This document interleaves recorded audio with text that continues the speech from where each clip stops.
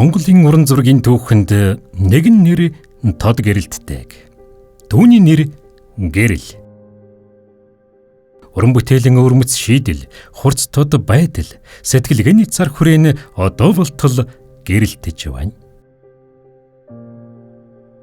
Жиндийн гэрэл нь 1986 онд дүрслэх хурлын дунд сургуулийг төгсөж, улмаар 1998 онд Нидерландын уран зургийн академи төгссөн бөгөөд Монголд 2004 онд дүрслэх хурлын дээд сургуулийн уран зургийн багшаар ажиллаж байхдаа олон шав төрүүлсэн алдартай нэгэн билээ. Гэрэл багш маань бидэнд уран бүтээлч хүнд байх ёстой урлан бүтээхийн сүнслэг амийг суулгаж өгсөн ачтан бөгөөд аливаа зүйлийг өөр өнцгөр харах, зөвхөн өөрийн онцлогийг танин мэдэх боломжийг дэмждэг багш байлаа.